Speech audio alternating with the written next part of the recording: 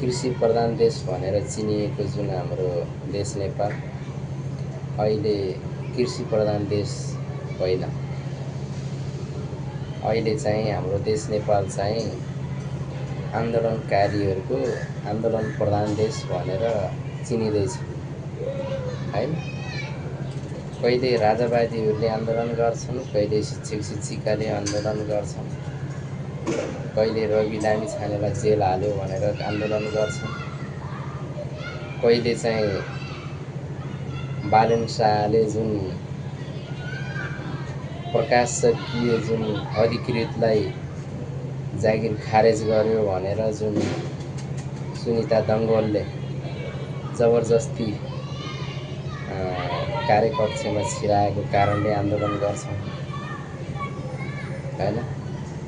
आन्दोलनै आन्दोलन, आज आन्दोलन, भोलि आन्दोलन, पर्सि आन्दोलन, आखिर आन्दोलनै आन्दोलन गरेर चल्ने देशमा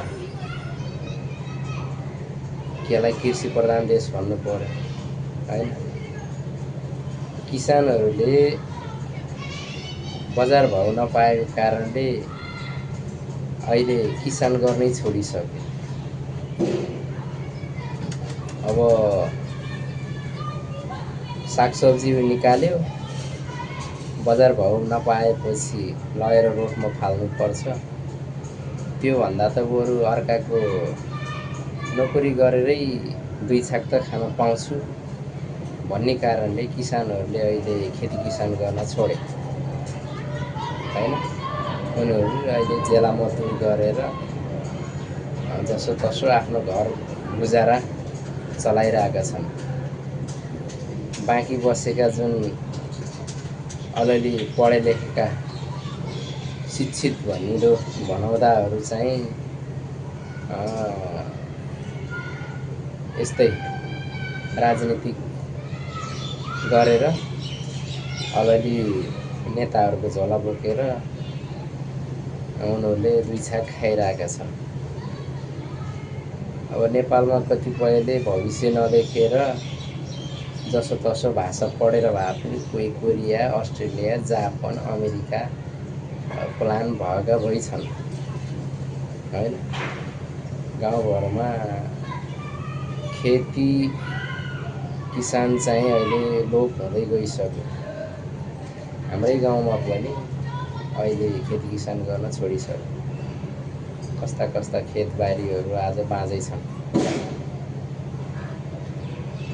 अब खेतबारी भएको खेतबारीलाई बाँझै राखेर कोही विदेश पलायन भएका छन्, कोही आन्दोलनमा छिरेका छन्, कोही अब खेती किसान गरेर फाइदा छैन भनेर लेबर काम गरेर भए पनि आफ्नो जीविकोपार्जन गरेका छन्। तर अहिले जुन यो हामीलाई पढाउँदाखेरि धनभन्दा शिक्षा ठुलो हो भनेर पढाउने शिक्षक शिक्षिकाहरू चाहिँ बाटामा उत्रिएर सर्वसाधारण मानिसहरूलाई आवत जावतमा दुःख दिएर आन्दोलन गरिरहेछन्। अब कि त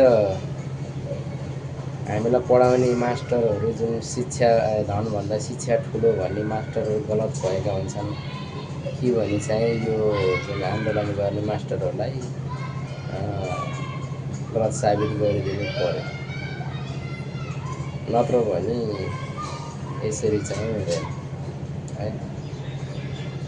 अब पढाउँदाखेरि चाहिँ धनभन्दा शिक्षा ठुलो भने अहिले चाहिँ त्यही शिक्षकहरू गएर चाहिँ बाटामा उफ्रिएर कराएर तलब वृद्धि गर्नु पर्यो। अनि हामीलाई एउटा जिल्लाबाट अर्को जिल्लामा सरुवा गर्नु भएन भनेर हुन्छ।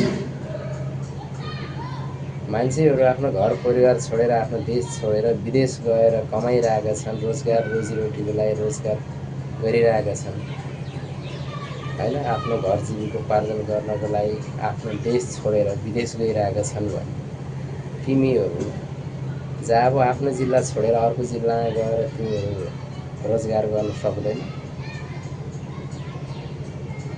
तिमीहरूको लागि भनेर अब आफ्नै जिल्लामा रोजगार दिनुपर्छ यो शिक्षक शिक्षिकाहरूलाई, अर्को जिल्लामा पठाउनु हुँदैन भनेर तिमीहरूको लागि भनेर के घर घरै स्कुल खोल्नु?